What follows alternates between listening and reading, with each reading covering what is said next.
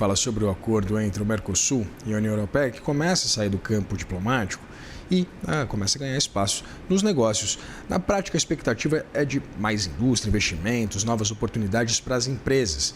Em São Paulo, uma missão com cerca de 100 empresas italianas vai buscar justamente esses negócios, essas oportunidades, em 5 setores estratégicos: o agroalimentar, o farmacêutico e médico, também de transição energética, máquinas e equipamentos industriais e tecnologias digitais.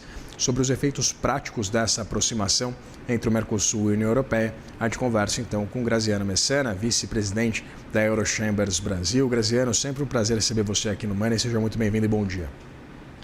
Bom dia, Vitor, e a todos que nos acompanham na CNN Money. Um prazer meu também, para mim também.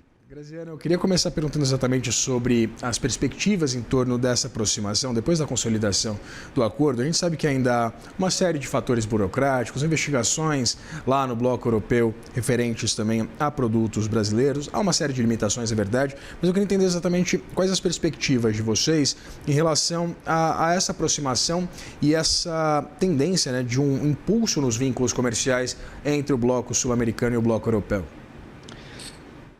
É muito interessante ver como até a Itália me surpreendeu, porque foi o primeiro país na Europa que se mexeu, se mobilitou com essa missão muito importante. O presidente Orsini, que é da Confindustria, quer dizer, a CNI italiana, então movimenta toda a indústria italiana, vem aqui com uma grande delegação, e esses setores são setores estratégicos. Nós escolhemos esses setores porque, por razões diferentes e aplicações diferentes, de fato, vão beneficiar desse acordo. Digamos que, depois de muitos anos de negociação, podemos dizer que o acordo agora entrou na fábrica e, para a questão agroalimentar, entrou até nas prateleiras. Por que foram escolhidos esses 5 setores? Foram escolhidos porque a indústria, lembrando que tem mais de 300 empresas italianas aqui já presentes fazendo maquinários, vem aqui buscando parceria e buscando poder importar maquinários dentro de um Brasil que quer se modernizar, que quer extrair, por exemplo, as terras raras, que quer ficar sempre mais na frente tecnologicamente falando. Então, essa é a razão pela qual a indústria vem. A agroalimentar já, lembrando que a partir do 1º de maio existe a possibilidade de exportar produtos como vinho, queijo, embutidos. Esses produtos já começaram a ter uma gradual redução, alguns têm redução zero, outros gradual. Então, vão nos distribuidores, importadores e vão nas prateleiras. Já na parte de medical device e farmacêutico, que é um mercado que até os indianos estão começando aqui a investir, a ocupar no Brasil, tem muito interesse, porque o Brasil tem escala. Então, quando a gente vê material de sala cirúrgica, hospitais grandes, a empresa italiana, nesse caso, quer investir aqui e quer se juntar com as empresas brasileiras.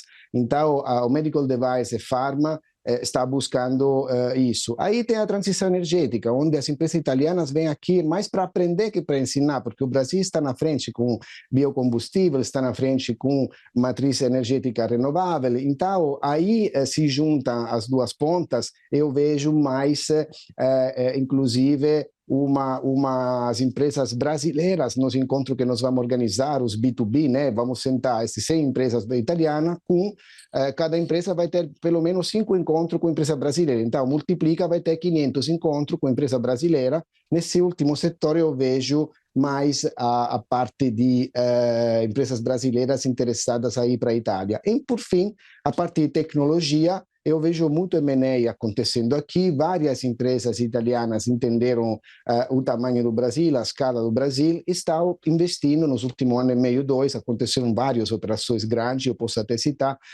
de empresas grandes italianas que compraram empresas brasileiras para juntar as operações. Ali é interessante ver como tem uma empresa que, por exemplo, tem um projeto que se chama Follow the Sun, que significa, se uma empresa europeia tem uma empresa no Brasil, eles podem compartilhar os projetos e até usar o fuso horário diferente para poder começar um projeto na Itália. Quando aí vira noite, a equipe brasileira faz o follow-up desse projeto e continua trabalhando aqui. Então, tem muita sinergia que eu estou vendo nesses 5 setores.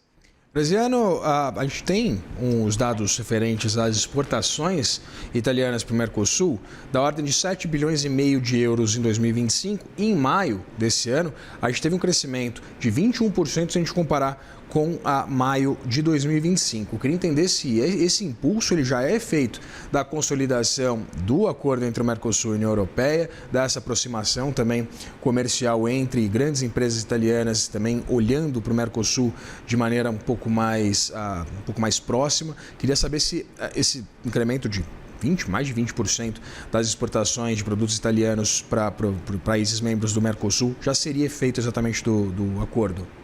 Então, nesse caso aqui é o efeito da mobilitação europeia. Eu posso falar para a Itália porque, por exemplo, o Ministério do Exterior, inclusive, eu falo com condicional porque até que eu não vejo, não posso confirmar 100%, mas é previsto até o Ministro do Exterior vir aqui nesses dias de setembro, porque o objetivo de exportação do Ministério foi muito claro. O ano passado foi declarado, é um objetivo alto e todas as empresas estão tendo muito incentivo na Europa para poder exportar mais. Então, esse aumento não é devido ainda ao Mercosul, porque o efeito do Mercosul parte a partir do primeiro, o efeito temporário do ITA, do acordo temporário, parte a partir do 1º de maio de 2026. Então, nós temos regras novas, por exemplo, para importar. Antes tinha o problema do certificado de origem, de fazer tudo uma papelada para poder exportar. Hoje, depois do 1º de maio, por exemplo, na Itália, existe um novo cadastro que se chama Rex. Eu lembro de um cachorro policial, o comissário Rex, que era muito famoso na Alemanha, na Europa, acho que veio até no Brasil esse filme.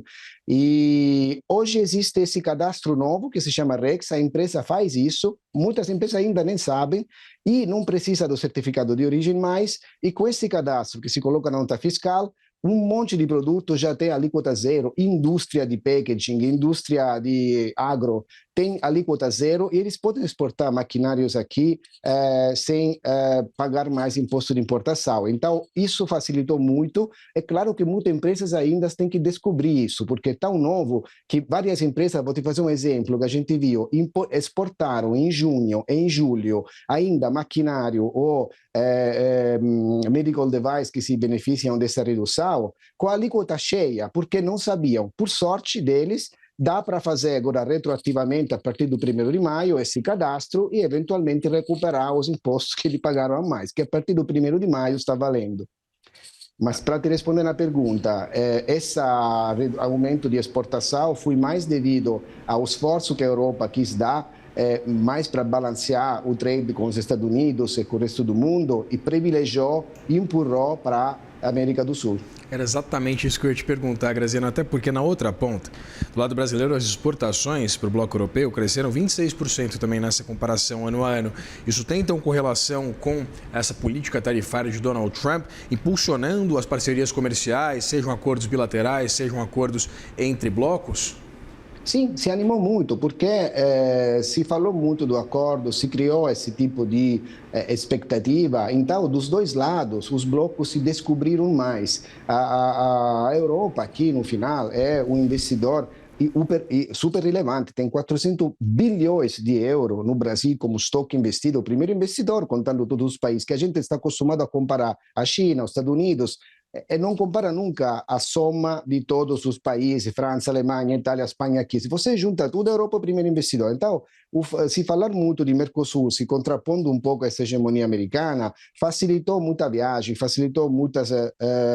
eu vi no mercado das feiras, que em São Paulo tem uma feira todo dia praticamente, eu vi muito mais estrangeiro vindo para as feiras brasileiras nesse último ano. É claro que uma vez que pega o avião, vem aqui, você acaba fazendo negócio. Então, esse trade é um trade bem interessante. Agora, nas últimas semanas, não sei se você viu, acompanhou, saiu uma notícia, entre aspas, negativa, que fez um pouco de barulho, um pouco me incomodou, na verdade, porque é mais o barulho que o efeito.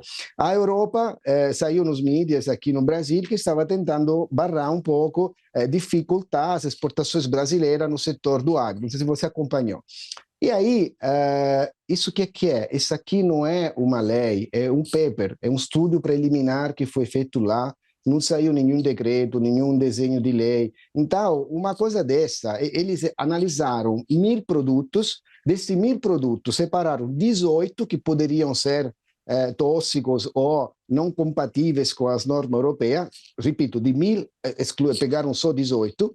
E esse paper não é que é contra o Brasil ou contra a América do Sul, é contra o resto do mundo, ou seja, afeta Estados Unidos, Canadá, Austrália, Brasil, todo mundo. Então, não é que a Europa, essa notícia que saiu, vai contra essa lógica do Mercosul e União Europeia aumentar os negócios. Simplesmente saiu um paper que fez muito barulho, mas vale pouco, ao meu ver, e é com o mundo inteiro, não é só com o Mercosul. Conversei com Graziano Messena, vice-presidente da Eurochambers Brasil. Graziano, muito obrigado pela disponibilidade de conversar com a gente.